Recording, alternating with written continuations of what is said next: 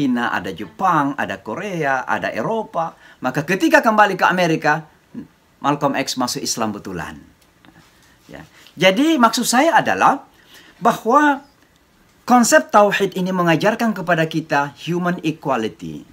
Dan oleh karenanya, tauhid dalam agama Islam ini mengajarkan kepada kita bagaimana memandang manusia itu. Bagaimana Islam memandang manusia. Maka Islam memandang manusia pertama sebagai makhluk yang fitrah. Siapapun ibu bapaknya, manusia lahir itu dalam keadaan fitrah. Itu adalah toleransi yang sangat luar biasa. Bayangkan Bapak dan Ibu ya, kalau kita melihat manusia itu kotor. Ya, masih bayi, kasihannya masih bayi, nggak tahu apa-apa, sudah dianggap berdosa gitu. Sudah anggap berdosa, kasihan banget bayi itu.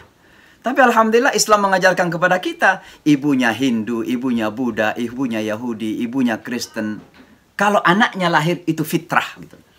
Nah, bukankah sesuatu penghargaan kepada manusia luar biasa kan? Jadi positif eyes, positive sight, pandangan positif kepada manusia. Lebih dari itu, Islam memandang manusia itu dengan pandangan yang mulia. Walaqad karramna bani Adam. Sungguh kami telah muliakan anak cucu Adam ini. Dan itu tidak ada konsep dalam dimanapun. Palingan ada konsep ya semacam motto dan propaganda semata. Tapi kenyataannya kan tidak juga. Nanti saya akan menjelaskan beberapa kemunafikan-kemunafikan dalam dunia global kita. Bahwa di satu sisi mengkampanyekan bahwa semua manusia itu mulia, semua itu sama.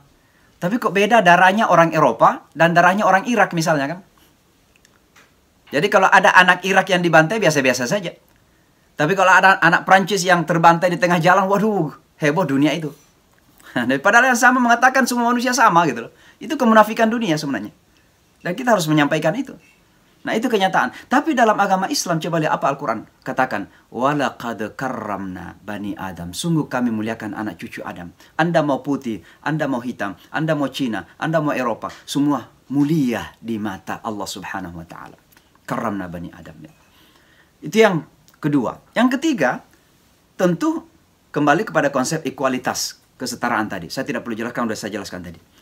Dan yang keempat, adalah bahwa Islam memandang manusia itu punya hak dan kewajiban yang sama. Punya hak dan kewajiban yang sama. Maka yang kita tuntut itu bukan sekedar HAM, hak asasi, tapi juga basic responsibilities. Jadi ada namanya tanggung jawab dasar, asas. Jadi ada HAM, ada TAM. Tanggung jawab asasi manusia. Ya.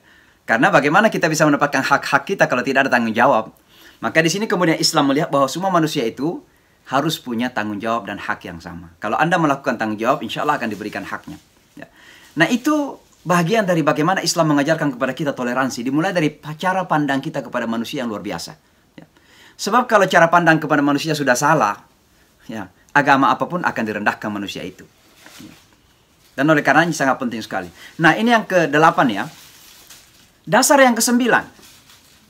Adalah kembali kepada satu konsep yang sangat terkenal. Konsep itu konsep keragaman. Ragam. Diversity. At-tanawu' dalam bahasa Arab. At-tanawu'. Ya. Nah. At-tanawu' atau keragaman atau diversitas. Dalam pandangan agama Islam itu bukan sekedar konsep sosial. Tapi itu menjadi bahagian dasar dari keimanan kita. Itu menjadi sunnatullah fil khalqi. Bahagian dari ketetapan Allah dalam penciptaan. Dan itu bisa kita lihat dalam ayat Al-Quran. Walau sya'allahu la ja'alakum ummatan wahidah. Kalau Allah berkehendak, Allah menjadikan kamu itu satu umat saja. Nah, tapi Allah kan tidak mau. Nah, ada kemudian di antara orang Islam mengatakan begini. Itu kan masalah ras. Makanya Al-Quran mengatakan waja'alnakum syu'uban wa qabaila. Berbangsa-bangsa, bersuku-suku kan. Tapi agama tidak. Nah, ini ada yang mengatakan begitu. Ada juga mengatakan, enggak, itu kan masalah kulit dan bahasa saja. Ya. Ikhtilafu alsinatikum wa alwanikum. Berbeda-beda bahasa dan warna kulit. Tapi agama tidak. Jadi ada yang di kalangan umat Islam yang mengingkari keragaman agama. Saya kira ini keliru. Kenapa? Karena kalau kita baca dalam ayat yang lain, Allah Subhanahu wa ta'ala mengatakan, "Walau syaa rabbuka la amana man fil ardi kulluhum." Kalau Tuhanmu menghendaki, maka semua manusia ini dijadikan beriman semuanya di atas bumi ini. La amana man fil ardi kulluhum jami'an. Afa anta tukrihun nasa hatta yakunu mu'minin? Apakah kamu akan memaksa manusia sampai mereka beriman?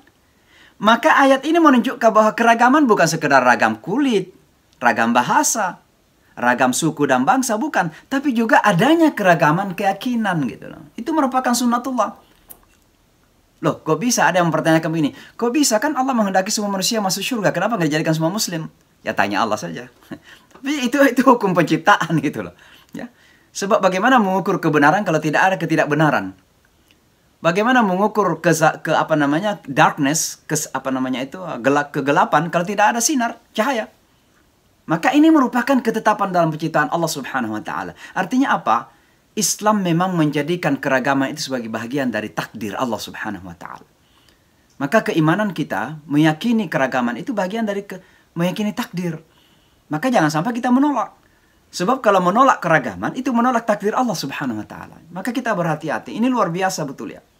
Nah, itu konsep 10 ya. Jadi argumen ke-10. Ya. Argumen yang ke-11, ini masuk kepada, ini yang terakhir saja. Sebenarnya ada beberapa lagi, tapi saya karena waktu. Biar kita ada waktu untuk tanya jawab. Argumentasi yang ke-11 adalah, di satu sisi Allah memerintahkan kepada kita berdakwah. Artinya kita mengajak manusia agar mendapatkan hidayah, agar masuk dalam agama Islam ini. Ya. Tapi di satu sisi Allah mengingatkan kepada kita bahwa sesungguhnya tujuan dakwah itu adalah bagaimana untuk manusia bisa menemukan kebenaran yang ada pada diri mereka. Karena semua manusia itu sebenarnya ada fitrahnya. Nah, sehingga kerja-kerja dakwah kita itu yang harus kita tata sebenarnya ada pada pihak kita orang Islam. Nah, coba mungkin agak susah dipahami. Coba lihat ayat ini. A'udzubillahi minasyaitonirrajim. Ud'u ila sabili rabbika bil hikmati wal mau'izatil hasanati wajadilhum billatihi ahsan. Nah, kalau Bapak lihat secara jeli ayat ini, itu semuanya merujuk kepada bagaimana menata diri kita orang Islam. Pertama, bil hikmah. Berarti kita harus memiliki karakter bijak. Ini sangat penting sekali. Nah, bagaimana seseorang bisa berdakwah kalau dia tidak bijak? Tidak memiliki karakter bijak. He is not wise. Kata-katanya tidak bijak, perilakunya tidak bijak, ya. Cara berpikirnya tidak bijak, memandang orang lain dengan cara tidak bijak. Maka dakwah sebenarnya itu harus dimulai menata pada diri kita sendiri. Yang ingin saya sampaikan supaya tidak panjang adalah bahwa dakwah itu fokusnya pertama kali ada pada kita orang Islam.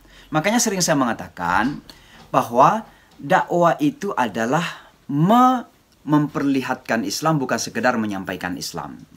Itulah sebabnya Al-Quran kemudian banyak menggarisbawahi. Pertama, lasta alaihim bimusaitir. Kamu itu tidak punya hak memaksa orang lain. Tidak punya kuasa sebenarnya.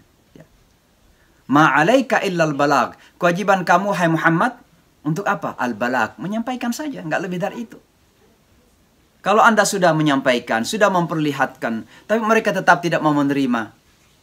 Itu kan kalau dalam bahasa Isa alaihissalatu wassalam surah Al-Ma'idah, wahum ibaduk, mereka hambamu ya Allah. Mereka hambamu ya Allah. Kami sudah menyampaikan dengan kata yang bijak, memperlihatkan perilaku yang bijak, pertemanan yang baik, bahkan berusaha melakukan keadilan, berbuat baik, tapi belum menerima juga, ya Allah mereka adalah hamba-hambamu. Tapi kita tidak punya hak untuk memaksa mereka. Konsep dakwah pun sudah menggambarkan konsep toleransi yang sangat luar biasa dalam ajaran agama kita. Itu beberapa argumentasi ya. Jadi ada 10 poin yang saya sampaikan dari Islam. Baik berdasarkan Al-Quran maupun berdasarkan kepada sunnah-sunnah Rasulullah Sallallahu Alaihi Wasallam. Nah, tapi tentunya kita perlu melihat sejarah ya. Bagaimana sesungguhnya implementasi toleransi dalam kehidupan Rasulullah dan kehidupan umat Islam setelah itu. Rasulullah Sallallahu Alaihi Wasallam dari Mekah. Ini saya ingin menyampaikan dulu bahwa kerap kali perhatian kita kepada baginda itu terjadi setelah diangkat menjadi rasul. Terkadang kita nggak memperhatikan apa yang terjadi sejak Maulid sampai diangkat menjadi rasul. Pada masa 40 tahun itu sebenarnya juga Rasulullah sudah menjadi tauladan bagi kita semua. Sudah menjadi tauladan. Bagaimana digelari Al-Amin. Bagaimana kemudian beliau memperlihatkan keberanian dalam perang Fijar. Bagaimana kemudian beliau sangat toleran dalam hal memindahkan Hajar Aswad ke tempat aslinya. Ini udah kita tahu nih. Maka Rasulullah SAW jauh sebelum diangkat menjadi Rasul sudah memperlihatkan karakter toleransi yang sangat luar biasa. Sejarah ketika Hajar Aswad terjatuh dari tempat aslinya karena banjir, bukan? Lalu kemudian hampir berperang antar suku. Karena masing-masing merasa punya hak mengembalikan. Rasulullah tiba-tiba punya ide kepada mereka. Jangan berperang. Siapa yang pertama kali masuk ke Masjidil Haram nanti malam, dia yang punya hak mengembalikan. Tahu-tahu beliau yang pertama kali masuk kan? Walaupun beliau punya hak untuk mengembalikan itu, tapi beliau tidak lakukan. Kenapa? Beliau juga punya rasa. Ini namanya toleransi ini. Rasa bahwa mereka juga punya hak kok. Maka apa yang beliau lakukan? Diambil sorbannya, diletakkan di atas tanah. Kemudian beliau angkat batu itu, diletakkan di atas sorban. Lalu semua kepala-kepala suku disuruh membawa itu. Ini kan karakter toleransi luar biasa Rasulullah. Dan ini jauh sebelum diangkat menjadi Rasul. Di Mekah ketika itu. Lalu kemudian kita pindahlah ke Madinah. Karena ada orang yang mengatakan, wah Nabi kan baik di Mekah karena dia masih lemah. Dia belum berkuasa, dia belum kuat. Ketika di Madinah udah seenaknya saja. Coba kita lihat bagaimana kehidupan Rasulullah Sallallahu Alaihi Wasallam.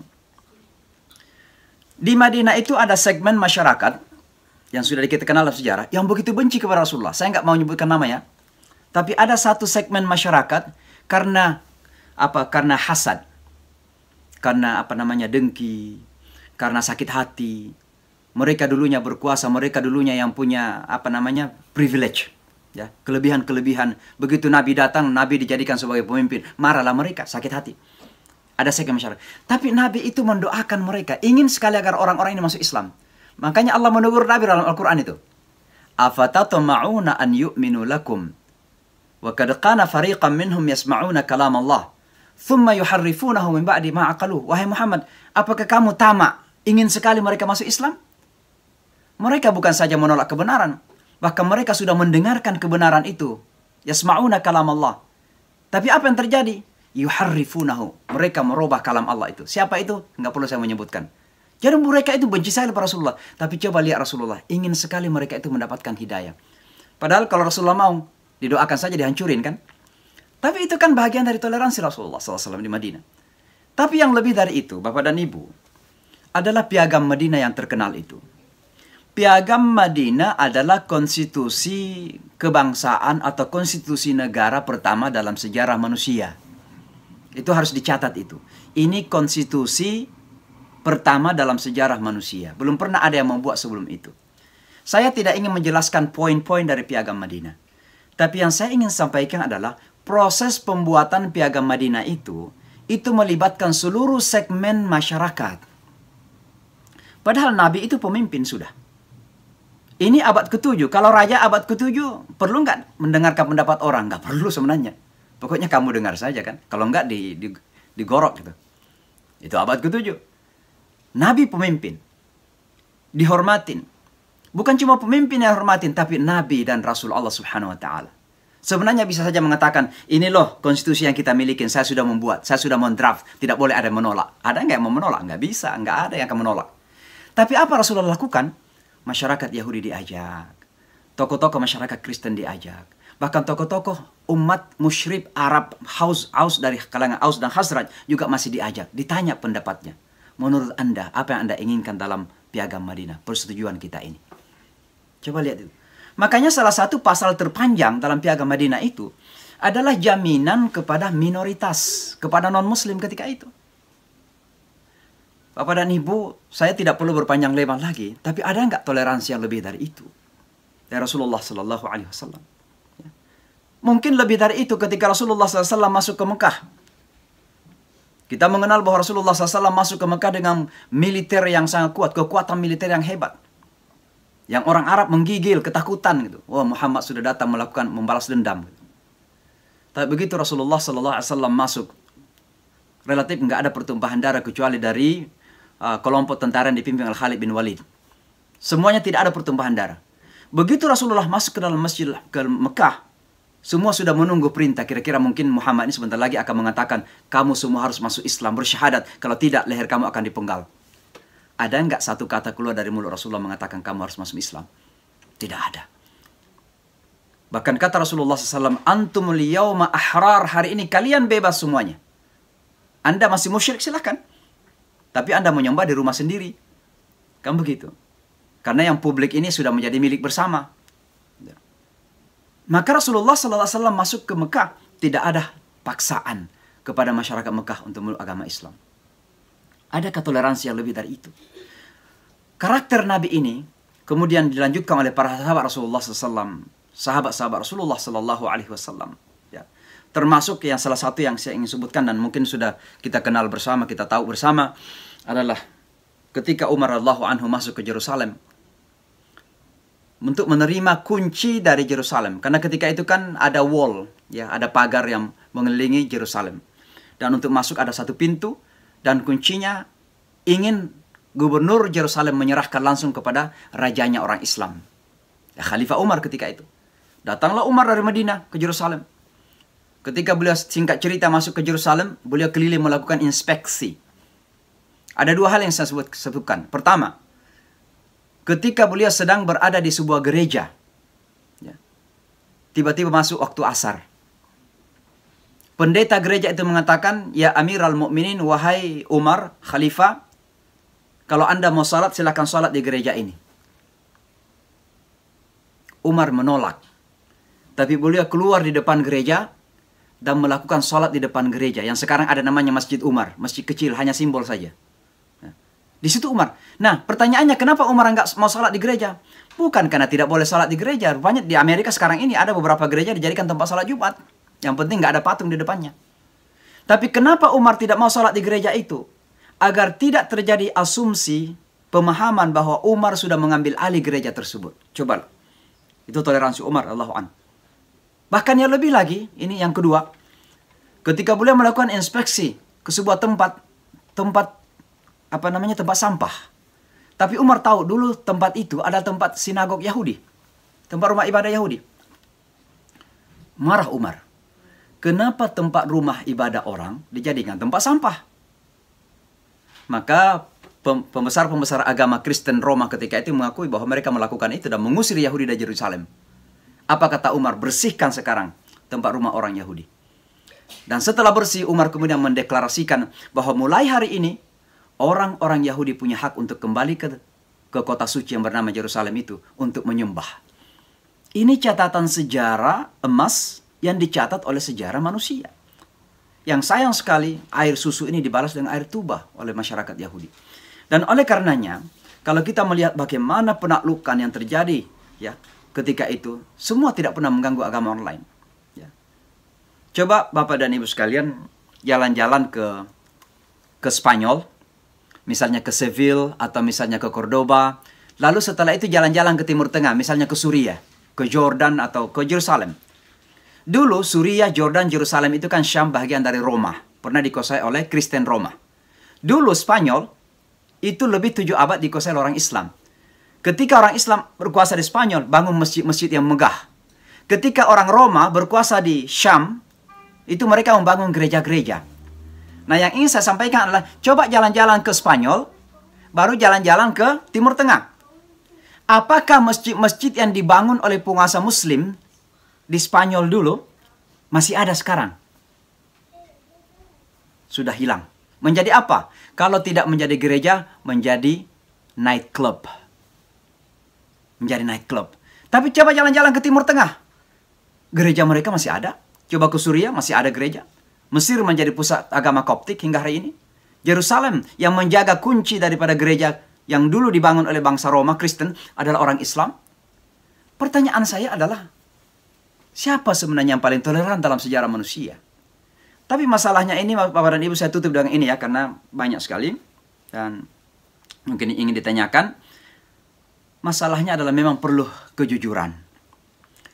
Perlu kejujuran dan semua orang harus kembali kepada dirinya bahwa apa yang mereka bangun, image yang mereka bangun tentang agama Islam ini betul-betul sangat tidak jujur. Yang kedua, saya kira kita umat Islam harus sadar bahwa, dan ini saya sampaikan berkali-kali, bahwa peperangan yang paling dahsyat sekarang ini itu bukan peperangan nuklir, tapi peperangan persepsi. Dan itulah yang dibangun. Itu yang dibangun. Coba bayangkan Indonesia ya, setahun yang lalu saya membaca artikel di Wall Street di Wall Street News, satu surat kabar di Amerika. Jadi Indonesia itu satu halaman itu digambarkan bahwa Indonesia itu sudah radikal, sudah berada di ambang radikalisme yang seperti Suriah dan Irak. Ya sebentar lagi kira-kira hancur karena radikalisme lah kira-kira. Itu penggambaran. Itu di Wall Street News. Surat kabar Wall Street. Ya. Tapi pada saat yang sama orang Amerika banyak yang tidak sadar bahwa mereka sudah terjatuh dalam radikalisme yang sangat luar biasa di bawah komando Donald Trump. Ini kan peperangan image yang sangat luar biasa. Orang Islam ingin dibangun image-nya bahwa mereka radikal, mereka tidak toleran, mereka memaksa orang. Sama ketika Amerika keluar dari Afghanistan. Yang dibangun di media bagaimana Taliban misalnya ditakutin. Maka orang berlari-lari ingin naik pesawat. Ya. Itu yang kemudian digembor-gemborkan. Ya. Sementara Paris, Prancis melarang orang Islam pakai jilbab. Nah ini kan luar biasa ini. Jadi maksud saya dunia kita harus tuntut untuk jujur lah. Ini peperangan image. Dan ketidakjujuran dunia menjadikan banyak di antara kita kemudian terbawa arus. Saya kira mohon maaf agak panjang karena memang ini masalah yang banyak sebenarnya. Misalnya saya ingin menjelaskan tentang apa yang mengancam toleransi, tapi saya kira nggak perlu, mungkin bisa dalam tanya jawab saja. Mudah-mudahan ada manfaatnya, tapi intinya adalah mari kita senantiasa banggalah dengan agama kita. Karena insya Allah kalau kita pahami agama Islam ini dan kita jujur serta kita komitmen mempraktekkan agama ini, yakinlah bahwa tidak ada agama yang paling toleran. Dan tidak ada konsep manusia sekalipun. Apakah itu konsep barat, konsep manapun. Yang bisa menandingi toleransi Islam. Ya, yang telah diajarkan oleh Allah dan Rasulnya Sallallahu Alaihi Wasallam. Saya kira demikian, saya akhiri sampai di sini. Saya kembalikan kepada Mas David. Hadanallah wa ijma'in. Assalamualaikum warahmatullahi wabarakatuh. Waalaikumsalam warahmatullahi wabarakatuh. Alhamdulillah.